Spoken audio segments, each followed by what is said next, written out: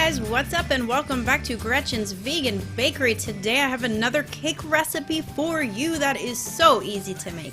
It is my chocolate orange mousse cake.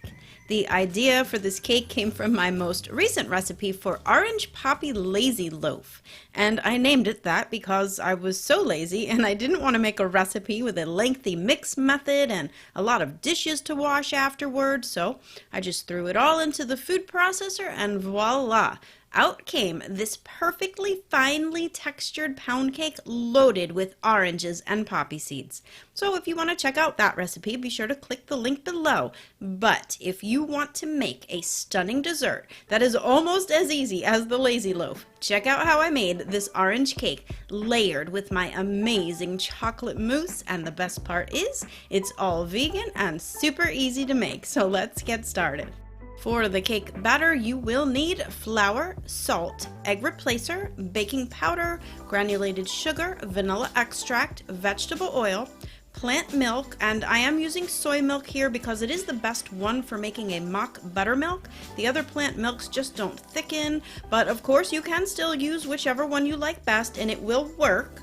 So I'm adding the apple cider vinegar to the soy milk along with the vanilla extract and just set that aside, and it's going to thicken up in about 5 minutes. Now for the oranges, I am using clementines, which are like tiny oranges with really thin skins, but very sweet and seedless. You can use a small navel orange instead. Just make sure that they are seedless by cutting them open, and if there's seeds in there, just pop them out. Now here I wanted to show you the different sizes that you might come across, and I had 2 separate bags of clementines, and look at how different in size that they are. And since I didn't have a navel orange, I'm just using a small apple to show you the estimated size of what a small navel orange would look like compared to the clementines. I will have the weights listed on the written blog post at gretchensveganbakery.com, so don't even worry about that part. So literally throw everything into the food processor and blend it up. Now you will want to kind of stop and scrape down the sides just to make sure you have an even mix, and you will definitely have chunks of orange, and that's just really what makes this cake so perfect. The oils from the skin of the oranges, it's really what gives this cake its perfect orange flavor. Now I wanted perfectly even cake layers, so I am weighing the total amount of batter before I divide it up into the greased and parchment lined cake pans, and I'm dividing it evenly between 4 1/8 sheet pans. If you don't have 1/8 sheet pans, you can totally use a half sheet for all the batter, and then you're just going to cut that into 4 equal parts when it's done baking.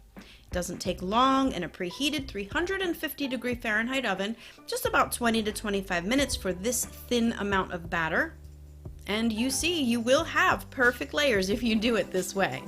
Now let them cool while you prepare the chocolate mousse, and that is going to be semi-sweet vegan chocolate, vanilla extract, cream of tartar, brewed coffee, granulated sugar, agar powder, and aquafaba, which is just the liquid from a can of chickpeas. First, combine the agar powder with the hot coffee, then pop that into the microwave for just about 30 seconds to boil, and then you're going to add it to the melted vegan chocolate. Now be sure to keep this mixture warm or it will start to thicken up, and if it does, you can simply rewarm the entire thing in the microwave, so don't worry if that happens. Next, to make the coconut whipped cream, and your coconut milk has to have been refrigerated overnight so that you can scoop the fat from the top of the can and then just whip it up like whipped cream. Now to whip the aquafaba with the cream of tartar, and add the granulated sugar slowly while you're whipping on high speed to stiff glossy peaks. The coconut whipped cream goes into that chocolate mixture in 2 additions, and then just whisk that smooth. And last, fold in the whipped aquafaba. Just do it gently though, so that you don't deflate the entire mixture.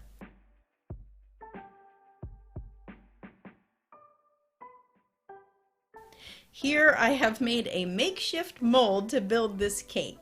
It is simply acetate cake strips held together with some skewers and scotch tape. And if you are like, hell no to all the trouble to make this cake, you can honestly make the whole thing in a round cake pan, which I don't really know why I didn't do in the first place, but what fun would that be if I didn't get all MacGyver up in here. So at any rate, fill up the mold with the cake layers and the mousse, And you may notice that in the beginning I made 4 cake layers, but here I'm only using 3. Well, good observation. My final vision for this cake was to be served as individual portions, and I just thought that a really tall 4-layer cake would have been overkill for that sort of presentation. So I kept it to 3 layers, and I ate the other layer with the extra ganache that I'm about to show you how to make. Don't judge me. Vegan ganache is so easy to make. It is simply boiled plant milk poured into melted chocolate and whisked to a silky smooth, pourable icing.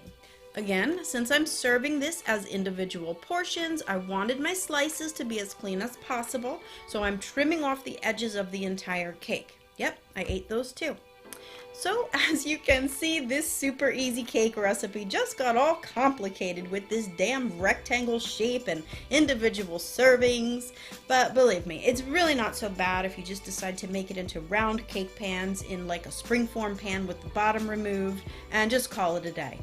Or if you are super lazy, as I was when I first created this recipe, just bake it into a loaf pan and be done with it. So there you have a few options for this really simple recipe for orange cake. It is totally up to you if you want to go the extra mile, or 7, and make the mousse and the ganache for this stunning presentation.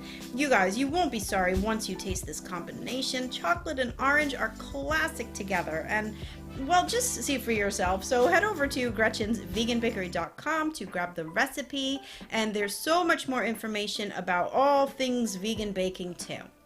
Alright, I want to give a very special thank you to my patrons on Patreon and my pals in PayPal for their continued support. It is these folks who are allowing me to continue sharing my recipes with you guys for free, since the cost to make them certainly is not free. If you think you can help for as little as $1 a month, click the link below to find out how. Alright everyone, thanks a lot for watching my video. If you liked it, don't forget to thumb it up and also subscribe here to my channel for more of the best vegan baking on YouTube. Until next time, happy vegan baking. Bye for now.